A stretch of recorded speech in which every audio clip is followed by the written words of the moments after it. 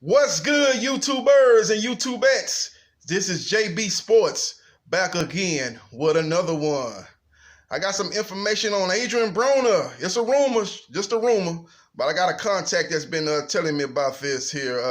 I'm hearing that Adrien Broner versus Ivan Redkach will be the co-main event for Deontay Wilder, Luis King Kong Ortiz rematch that's slated to take place November the 23rd in Las Vegas. Now, I don't know the exact venue. I'm hearing this T-Mobile is the front runner for that pay-per-view fight, but MGM Grand is still in discussions too. They're still in the running too as far as venues goes. But I'm hearing that Adrien Broner and Ivan Redkach will be at a co-main event for the Deontay Wilder, Luis King Kong Ortiz. As you know, Adrien Broner last fight versus Manny Pacquiao was at 147 welterweight limit, and Adrien Broner had since stated that he was going back down to 140. Now, Ivan Redkach last fight was against Devin Alexander, as he put an upset and knocked out Devin Alexander. That fight was at 147. So I don't got the exact details on the what weight it would be at. It could be at a catch weight. It could be at 147. It could be at 140. I don't have that information available to me. But I'm hearing that that fight will take place as the co-main event to Deontay Wilder versus Luis King Kong Ortiz. Now, Adrien Broner, this is a big fight for him. This is a crossroads fight for him. He's got to get this victory. He's been in a lot of high-profile fights, and he's come up short. Let's look at Marcos Maidana, came up short. Sean Porter, he came up short. Came up short against Manny Pacquiao. The fight against Jesse Vargas was there that we won. He ended up fighting him to a draw. So a lot of his lately, his last 5 to 6 fights, he's coming up short again. You sprinkle in the victory over Adrian Granados, which was very controversial. He got the split decision in his hometown of Cincinnati. So he's been in a lot of high-profile fights and have come up short. This is another fight that's on the lines of an Adrian Granados fight. Ivan Redkach doesn't have the name as a Manny Pacquiao, so it's not on that elite stage, but it's still a big fight for him. He's got to get a win here. He does a lot of talking. He does a lot of controversial things inside the ring and outside the ring. And he has paid dividends as far as keeping his name as one of the biggest names at PBC. But it comes a point in time where you've got to match your rhetoric with results in the ring, and he has not done that in his last several fights. So it's going to be a big time matchup. This truly is a 50-50 fight. Ivan Redkach kind of came out of nowhere. Nobody was expecting him to beat Devin Alexander, but he was able to knock him out. He has Sugar Shane Mosley as his trainer, so it should make for a good press conference, and it's going to be a good stage for Adrien Broner to be on. His last fight was on pay-per-view. He was headlining the fight with Manny Pacquiao. This fight, he's going to be the co-main event, so he's going to be adding some juice to that Wilder-Ortiz rematch. And that'll probably help with the overall revenue of the pay-per-view buys, because a lot of people still will tune in to see Adrien Broner fight. So that's a good get for Wilder and Ortiz to get AB on their undercard as a co-main event, though. That's what I'm hearing.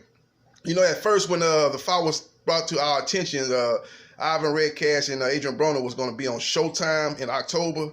But since then, there's a lot of fighters that they're trying to do. They're trying to schedule a lot of different fights, and the way it was set up, they couldn't get that fight set up for October. So I'm thinking, that that's the reason why they moved it to the co-main event. As you know, I think Clarissa Shields is fighting October 5th against Hannah Bow. I think the lady's name is Hannah Zebin. Kind of butchering her name. That's supposed to be for the junior middleweight woman's title, as Clarissa Shields is the middleweight champion moving down to 154, and Hannah is the welterweight champion, so she's moving up on 147. So that's a fight that Showtime has for October, and I think they're going to put on the fight in December. And I'm hearing, there's another room, I'm hearing that fight's going to entail Tony Harrison and Jamel Charlo rematch, and Gervonta Tank Davis versus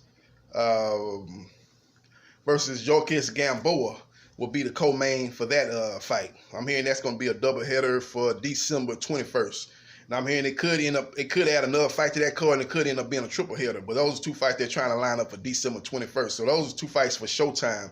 I don't think they're going to have too much going on in October as far as big major fights. They might have a couple of little showbox matchups and stuff like that, but I don't think they're going to have anything for October. I mean, you know, they another thing they were doing, they was talking about putting Brian Castano versus Amatoso. They was gonna put that fight in October for Showtime too, but they moved that fight to FS1. That fight's gonna be on November 2nd, which is gonna be a tough day because you got Canelo Alvarez fighting Sergey Kovalev in a big fight at light heavyweight, and then I think UFC got a pay-per-view fight. UFC 244 is got a card on November the 2nd. So that's going to be a tough attention getter for Amatoso and Castano, which I think has got a candidate to be fight of the year.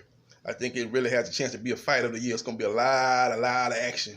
And we've had a lot of candidates for fight of the year here lately, man. You look at the Kanaki versus Areola. That's a fight of the year candidate. The fight last night between Peter Quillen and Alfredo Anguilla. That's a fight of the year candidate. So they got a lot of fights that's here recently that's going to be looked at the end of the year for fight of the year. And I think this fight with Castano versus Amatoso is going to be fight of the year candidate too. Just too bad nobody going to be watching it because everybody watching Canelo Kovalev. And then the UFC 244 is going to draw a lot of eyeballs too. So we'll see what happens, man. But that's what I'm hearing. As rumor goes, it's going to be a true 50-50 fight. Broner's going to have to let his hands go. If he don't let his hands go, he get beat again. Because Ivan Redkach is a guy that's very aggressive. He's seen that he's got good power at 147 as he's able to knock out Devin Alexander. And how many times has Devin Alexander actually been knocked out? I don't think he's ever been knocked out in his career outside of that fight with Ivan Redkach. A lot of people say, well, shoot, Devin Alexander was done. He's done. He's shot. But never been knocked out. He lost the fight before the Redkach knockout. Devin Alexander fought Andre Berto, and a lot of people thought he won that fight. Even though Berto got the split decision, a lot of people felt Alexander won that fight. So he didn't look that shot in that fight, and he was able to come back, you know, and fight Redkach, and Redkach stopped him. So I'm going to give Ivan Redkach credit on that end. So we'll see what happens. We'll see how it plays out. But that's what I'm hearing. Again, the rumors I'm hearing is Adrien Broner versus Ivan Redkach is going to be the co-main event for Deontay Wilder versus Luis King Kong Ortiz 2 on pay-per-view November 23rd in Las Vegas.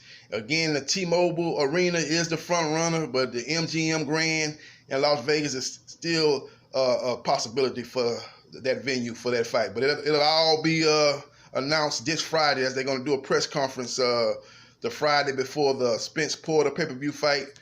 This Saturday, they're going to have a press conference officially announcing Deontay Wilder versus Luis King Kong Ortiz 2. And Adrien Broner and Ivan Redkach will be at their press conference too as the co-main event. So you heard it here first. This is JB Sports, the man, the myth, the legend. And I holla.